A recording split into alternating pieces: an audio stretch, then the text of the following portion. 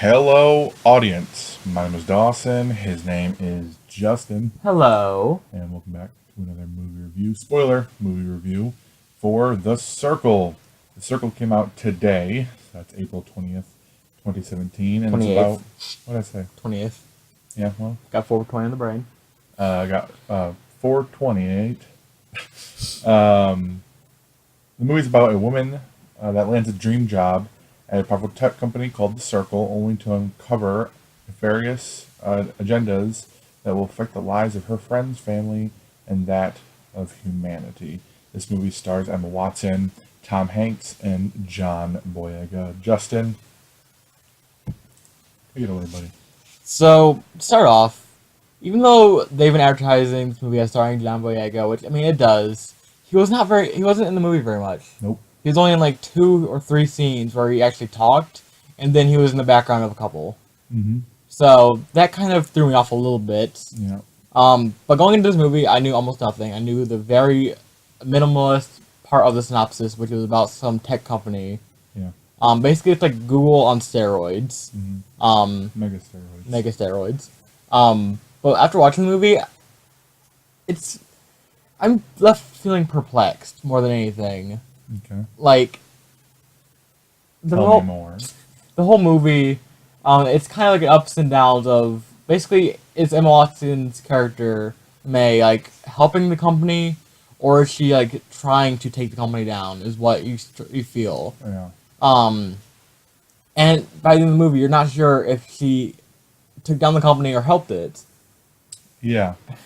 Um, so I don't want to start with the ending, but the ending is the most perplexing part. Yeah. So I guess we'll just save that for a minute.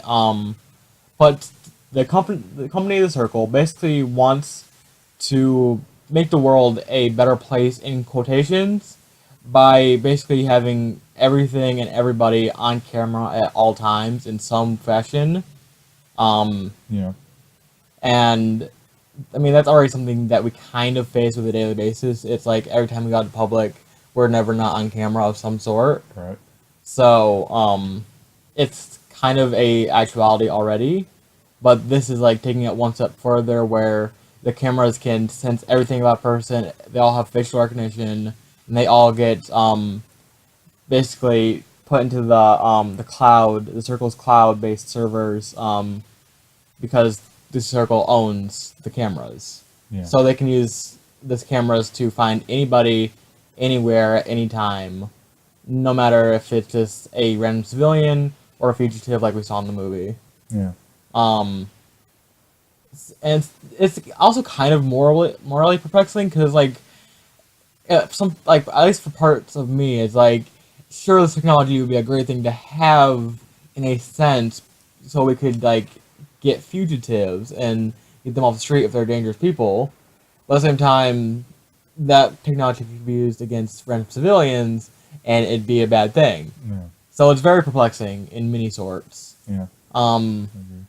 so before we talk about the ending, what do you think? This movie, from the previews, I thought was going to be completely different. Mm-hmm. I knew there was some type of, um, there's something about this movie that they're keeping from the audience. Something about these head guys like Tom Hanks and I forgot the other guy's name. Patton Oswalt played the other guy, other kind of tech big guy. Mm-hmm. I knew there's something behind them, but what I don't know, and we really don't know still about those guys. I just have to say, this movie, in a nutshell, was just disappointing. Um, there was so many cool things and aspects that they created with this movie, and honestly, my thought through the entire thing was this would be a really good Black Mirror episode. I was thinking the exact same thing. But for a movie, I don't know. I honestly don't know because I feel like there wasn't a conclusion Mm-hmm. to this movie. The characters were developed to a certain extent. Emma Watson being the main character was developed the most, but I felt like the timeline of this movie and the way that it was edited, um, was wrong. Yeah. It felt scrambled. Yeah, and like some parts it felt like it was moving too fast. Like it would jump a couple months, and then some parts it felt like it dragged down a little bit. Yeah, like there were like it felt slow, not painfully slow, but slow, and there wasn't much development. You really didn't know whose side Emma Watson was on, because it felt like she had these huge setbacks, and then all of a sudden she disappeared again on stage with the people who are basically the heads of everything going wrong at this company, and she agreed with everything they said and even added more to it and wanted more security, wanted more cameras, wanted more reliability on people. Hmm. She wanted everyone to be reliable for every little action they did, and it really left me with kind of a bad taste in my mouth for the character. Hmm. I didn't hate her, but I also didn't like her. Hmm. I was just kind of like confused. We just didn't understand I her. just didn't understand her. We didn't understand, why she was doing the things she did. Why, some person who just deals um, with customer satisfaction is now like one of the heads of the company. Hmm. But she wasn't a head of the company.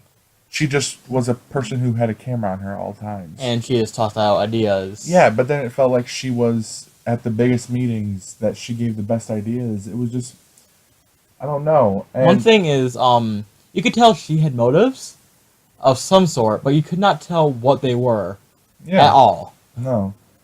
I don't know if it's the fault of the actors, if they had actually good performances within it.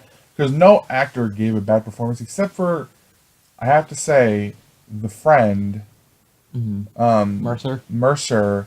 He was in a movie called Boyhood that was filmed over many, many, many years, kind of cataloging this kid's life. And though I haven't seen the movie, I've heard nothing but good things about it. But if his performance in The Circle and the way he acted in that one was anything that he acted in Circle, or yeah, that he acted in Circle, I don't know if he really has that good of acting chops, because I could tell for the entire way through, he really didn't know how to deliver the lines that were given to him. Hmm. He had a really tough time. Like I said, I haven't seen any of his other work. I just recognize his face. Um, but I did feel for him when all went down, when it came to Soul Searcher. Hmm. And, I feel like when everyone, because there's a lot of confusing parts within this movie, nothing really explained. When Emma Watson put the camera on, bubbles popped up. Could she see it? Could she Yeah, I think not? she could see it through her watch. It was just so confusing. Hmm. And there was like little points here and there where, people were saying it's nobody's fault, for Mercer's death. And it's like, it's 100% the people's fault who went after him. Hmm. And this was a worldwide manhunt Hmm. for this guy. And his death is totally on the companies. It's totally the faults of everyone involved, whether it just be the smallest person to the higher up, like Tom Hanks. Everyone there is involved with this kid's death. Hmm. And they completely, like, they threw it at you like, holy shit, this is what happened. This really, really sucks. You were hit with this whole, I mean, when that happened, when the car went off the bridge, everyone in the audience got quiet. You heard little gasps here and there. And it was a really touching moment. And they went into the next scene as Emma Watson, is feeling for this guy. It's her closest friend that was just killed. And she didn't want to have this manhunt happen. She didn't want any of this. But then she went back and sided with the Hmm. people who forced it to Hmm. happen. And she even wanted to force the technology. She wanted to push the technology further so that this stuff wouldn't happen again. And it just, the motives of every character in this movie, even with John Boyega's character, like you said, he wasn't even in this movie nearly enough to justify his character as being this whole maker Mm-hmm. of the circle. They could have totally just gave it to Tom Hanks Yeah. and didn't need John Boyega, and it was lost potential there. Um, because honestly, with this whole thing, I thought Tom Hanks was the Steve Jobs of it all, Yeah. because that's the role he played. But there's other people involved. He was not even the creator. He's just He was the CEO, but he's not the creator. yeah, and it's just like I never understood any of these characters' motives. John Boyega's motives, other than to kind of shut down the circle and rewire it, he didn't want it completely gone. He just wanted it He to wanted be. it fixed, He wanted it so it fixed. wasn't an evil company. He didn't do anything. Yeah. I mean, the whole thing of maybe putting cameras, making Tom Hanks and Patton Oswalt's characters go Transparent. transparent. Maybe that was their idea, that whole plan, but it was never really given to the audience that this is what they were doing. Mm-hmm. And then the ending, Yeah. Justin, what? So before we talk about the ending itself, like you said, John Boyega's character seemed like he wanted to take down the circle. He wanted to refix it and everything, and then Emma Watson on stage, giving this presentation, she basically forces Tom Hanks and you said Patton Oswalt. Yeah, she forced their hands to basically become transparent, and her and John Boyega leaked basically all their information online. All their private emails, everything like that, were leaked online, sort of like a WikiLeaks style fashion. And then basically we thought that was the change. That was like the company finally being taken down because like all the Tom Hanks and Patton Oswalt's plans were just out there. Like people would finally see that they're truly malicious But and what plans? yeah, They literally gave you nothing to be mad at these characters, to be Yeah. angry at these characters. They gave because, I mean, when it comes down to it, Patton Oswalt, Tom Hanks are very likable people. They're both very funny men, very good actors. They are very reputable at what they do, and to take their characters and make them evil in quotations to make their ideas of this company more malicious. I mean, I didn't really find them at all malicious in any way. I didn't actually feel that these people were doing anything wrong. I mean, they they wanted to make the world a better place. They wanted all this information. They wanted to integrate voting and taxes and medical records and just every little ounce of things that we do to be integrating this thing. And I didn't see a problem with it. But when they put all the emails on the screen, you're supposed to be like, oh, I wasn't. Yeah. I wasn't. I didn't care. I just thought that this whole transparency thing of having your entire life be out there. I didn't see what we were supposed to see. Yeah. And at the very end of the movie, the most complexing and abrupt part of the movie is her solution to change everything was to put everybody in the world on camera. And Yeah. it's like, what was the point of that? What did you accomplish besides taking away everybody's privacy? You kind of ruined the world, and goodbye. End of the movie. Yeah, and literally when the movie ended, because there's many moments in this movie where it cut to black and then it went to another scene. So the movie ended. Emma Watson. I don't want to call her Emma Roberts. Emma Watson's on a screen in a kayak. It pulls out and shows a bunch of different screens, a bunch of different cameras all around the world, and it cut to black. And I thought it was going to have something more, but then it just rolled credits. Me and Justin looked at each other with the most confusing look on our faces. You could feel it in the audience that it was like, that's it. Yeah, like what's happening? Are you guys setting up for a sequel? I hope That's not.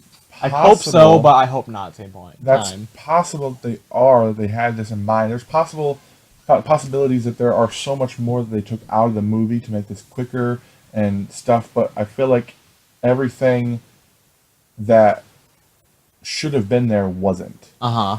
and you didn't really know why you should have felt these things that you were supposed to be feeling, because you knew that there was feelings that you're supposed to be having. You knew that there was something missing. You knew with you were the supposed to be entire like movie. feeling angry at like Tom Hanks and Patton Oswalt's characters by the end of the movie. It was like you just felt nothing. Yeah, it just was It's so confusing. And there wasn't even like anything of, you know, Tom Hanks literally had a deliberate line that said he went to go sip a cup of coffee looking at Patton Oswalt. He said, "We're fucked."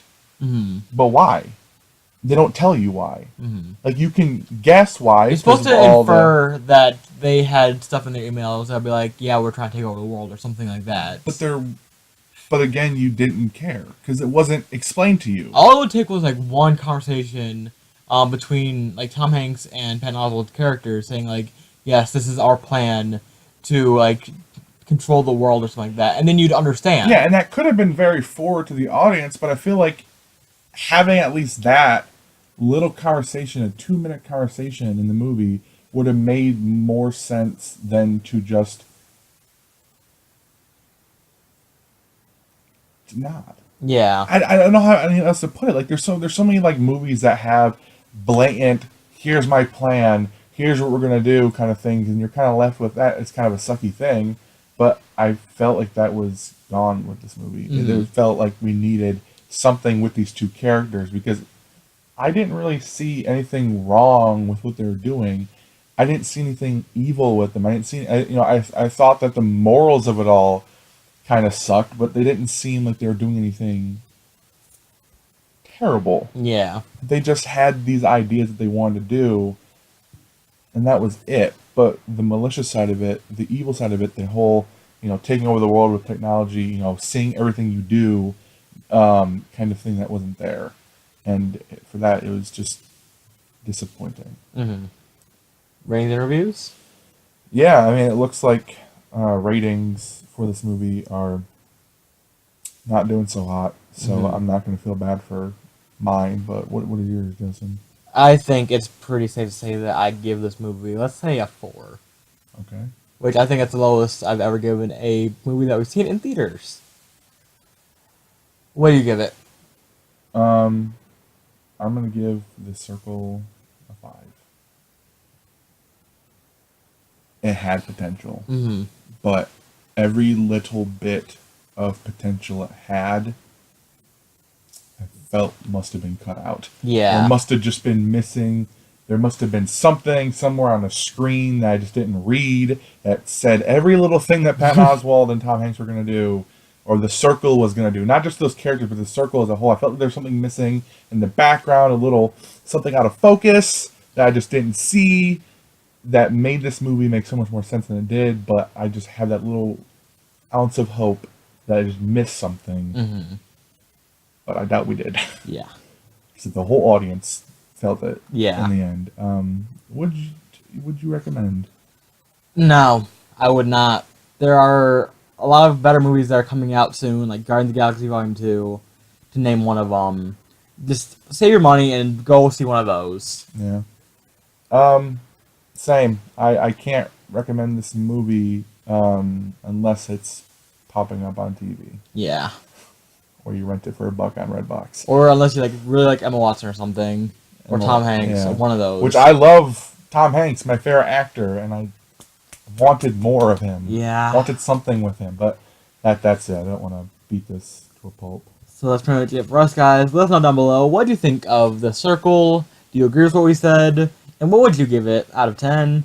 Well, until next time, guys, we'll see you later. Bye.